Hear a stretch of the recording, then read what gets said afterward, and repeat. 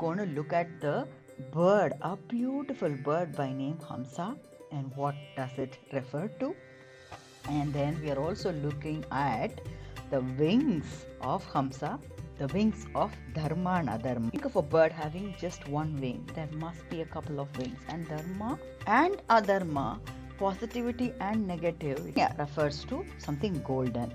NAABI, we know, is the navel. Guess who are we talking about? Yes, the one that is lying right behind me. See the karmas, the actions of all the jivas, all the life elements in the universe. Who does the HAMSA or destruction of who? Who does he destruct? He destructs anything negative. Rather than using the names, of course, individual, that is an asura that is being killed by Narasimha. The bird is also mentioned as swan, referred to as swan, Hamsa.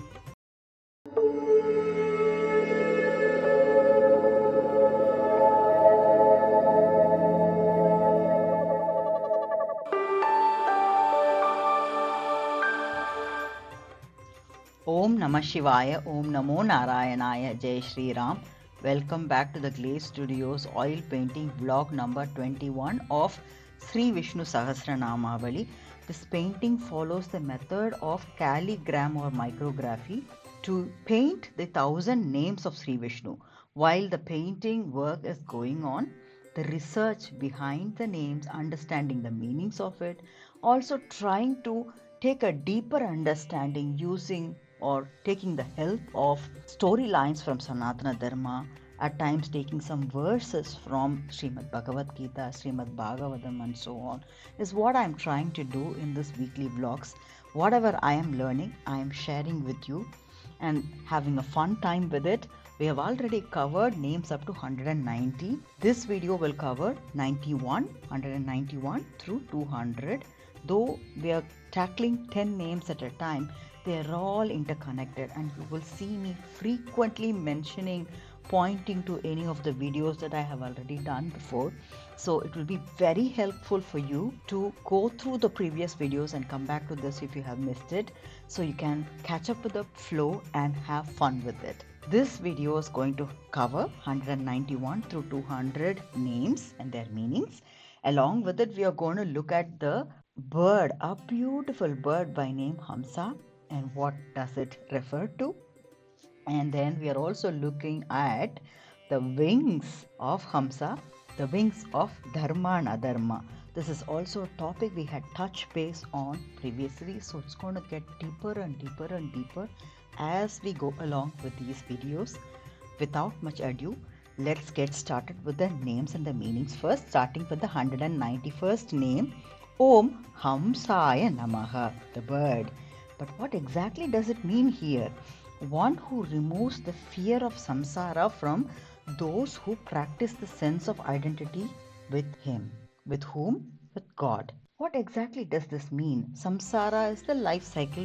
We have discussed it a little bit previously, and it definitely causes a kind of fear, something or the other that disturbs us all the time, or we are running after some time all the things that we are looking for, the material requirements, not necessarily benefits, the basic requirements sometimes. So this running after something, the running and catching that we are doing with the life cycle, really brings in the fear element. How does that get removed? And that is exactly what we are going to look at the Hamsa bird and understand in a short while from now. 192nd name is Om Suparnaya Namaha, one who has two wings in the shape of Dharma and Adharma. Again, it's the same, coming back to the wings of the bird. And what is that? Dharma and Adharma. There is something very deep here, isn't it? So think of a bird having just one wing. There must be a couple of wings. And Dharma and Adharma, positivity and negativity, are going to be there as two wings. There is something very clearly pointing to what is, at least at this stage I can guess, a balance. We will go deeper into it in a short while from now. So let's move on to the 193rd name, Om Bhujagottamaya Namaha. Bhujam refers to shoulders, arms, and Bhujagottamaya Namaha refers to one who is the greatest among those who move on bhujas or arms. Chatur Bhujam, I think we discussed Chatur, the 4 arms as well, and the power of it. Yeah, we also looked at the perspective of serpents being the guardians of knowledge. The arms is not just the 4 arms that is described in this name, it also covers idea of the arms having serpents adorned as jewels as well in that context. So the arms are also, can I imagine as the arms are also adorned with knowledge or some deeper wisdom. Let's move on to the 194th name, Om Hiranya Nabhaya Namaha. Hiranya refers to something golden. Nabi, we know, is the navel. Guess who are we talking about? Yes, the one that is lying right behind me here in the videos that you are looking at. Hiranya Nabhaya Namaha refers to one whose golden navel arose the Lord of creation, Brahma. Beautiful.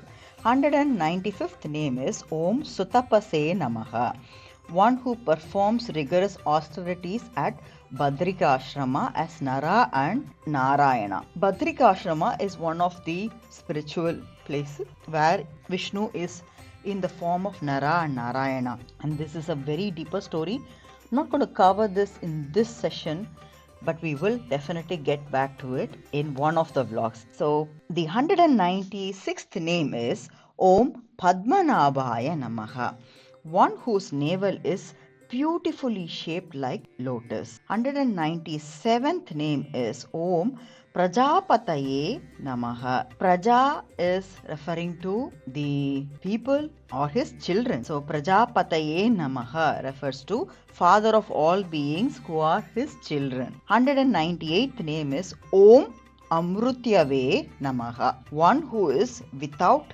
death or its cause. He is neither the cause or nor the effect, but he is in everything. 199th name is Om Sarva Drushe Namaha. Drusha is viewing. Who's viewing? He is viewing. What is he viewing? Sarva, everything. We are already guessing the name now. The meaning is one who sees the karmas of all the jivas through his inherent wisdom. How is he seeing it? Is he using 2 eyes?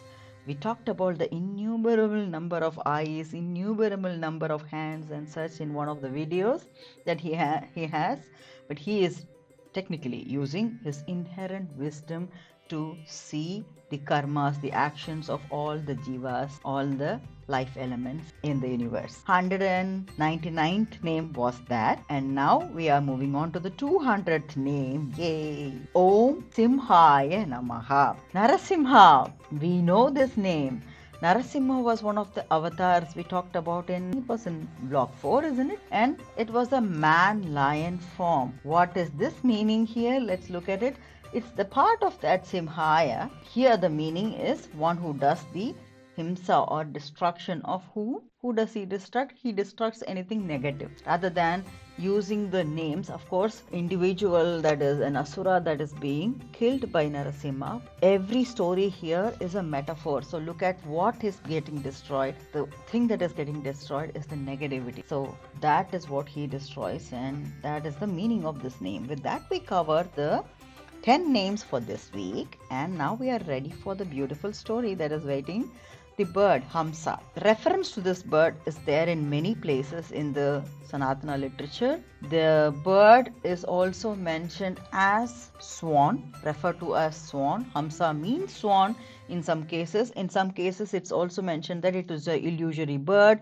It doesn't exist, or it is a metaphor. But it could also possibly be a species in the clan of swans that could have existed. We don't know that yet. But let's consider or imagine a bird that is equivalent to swan, just for understanding right now.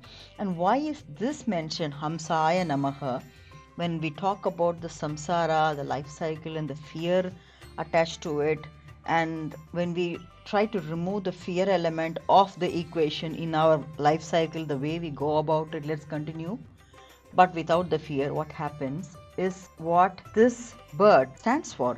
And we will understand it better with the help of Shrimad Bhagavadam. I'm going to go into Canto 1, Chapter 5, verse 10. Na yat vachaha chitra padam harehe yashaha pavitram pragrunita karhichit tat vayasam Theertham उशंति मानसाह न यात्रा हमसाह निरमन्ति उशिक्षायाः mean na yat vacha, not that vocabulary. Chitra padam hare, decorative of the Lord. Yashaha jagat pavitram, glories universe sanctified. Pragrunita karhichit tat, described hardly that. Vayasam refers to crows. Tirtham, place of pilgrimage. Usanti, think. Manasaha na yatra, saintly persons not where. Hamsaha, all perfect beings. Niramanti,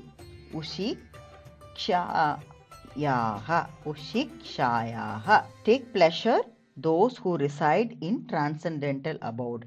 Let's read the meaning in English. Those words which do not describe the glories of Lord, who alone can sanctify the atmosphere of whole universe, are considered by saintly persons to be like going on to a place of pilgrimage for crows. Since all perfect persons are inhabitants of transcendental abode, they do not derive any pleasure there. So the saintly persons, they are not much attracted to go to a place. Which place is that? Any place where the words do not describe the glories of God. So they are not interested, and they feel like it is going to a place or pilgrimage meant for crows. They feel like they are Hamsa birds, and they don't prefer, or not really mentioning prefer, they do not derive any pleasure out of this pilgrimage. It's a very deeper meaning underlying in this verse. Let's unpack that. So the Hamsa bird has a mentality of taking pleasure only in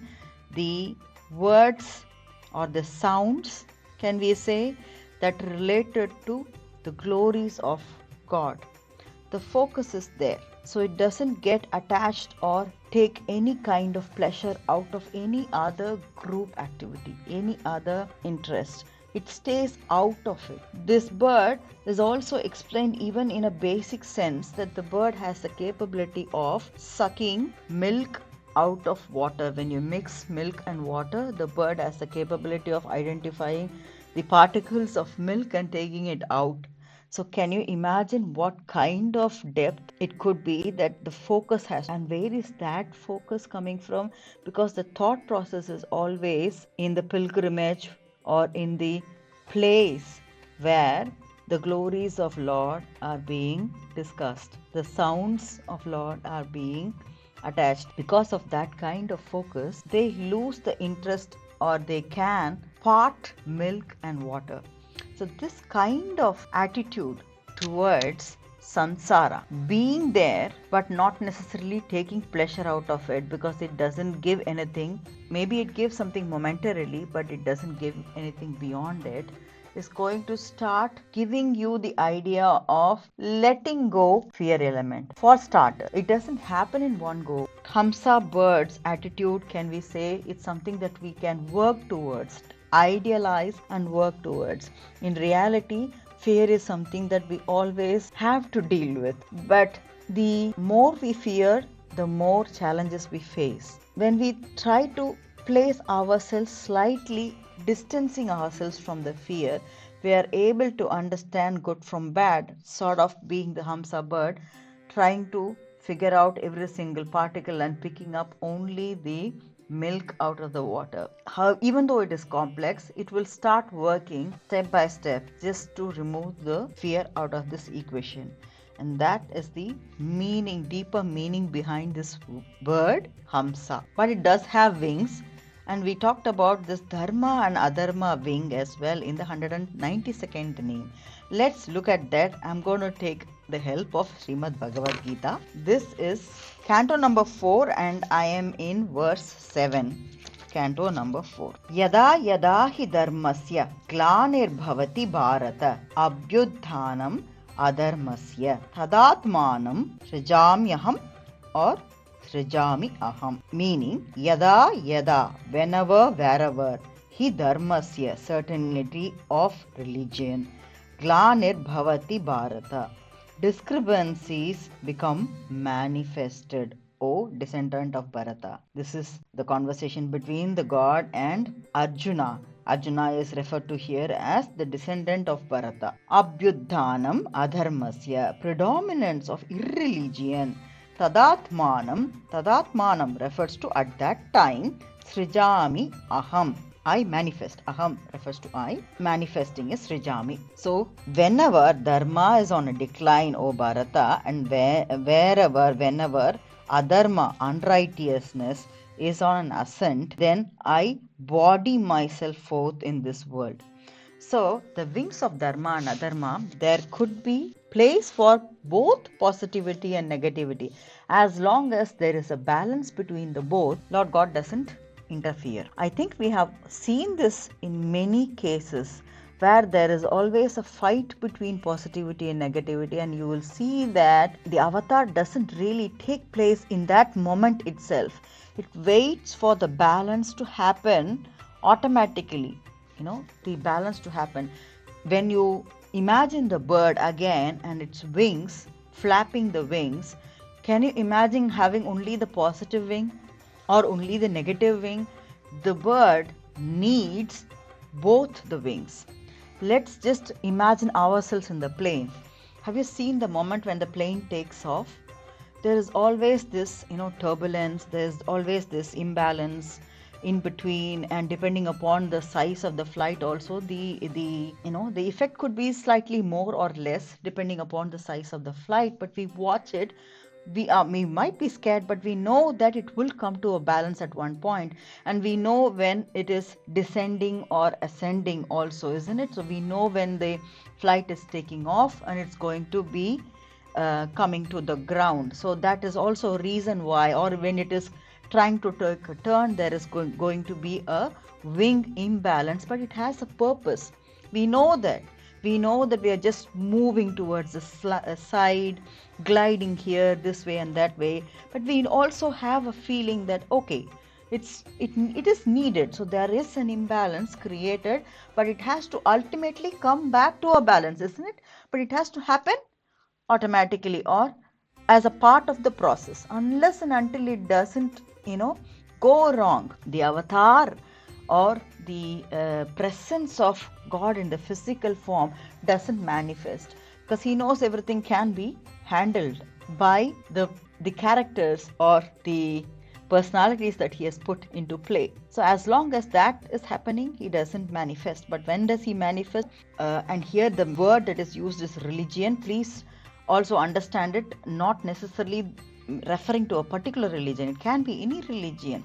Why does he say that he manifests? Why does he say that he manifests? Only when there is an irreligion. You know what is an irreligion? When there is no religion at all, meaning there is no dharma followed, there is no principles being followed. Everything, can you just imagine? We are different, we follow different religions, but we also follow the virtues and values that are grounded to us through each and every religion that is given to us, isn't it? So imagine a world that is completely bereft of all these rules and regulations or the context at all, principles at all. So there is no scriptures left, be it any culture or anything. And if there is irreligion and that gets predominance, that is exactly tada atmanam, at that time I manifest. That is the meaning behind it.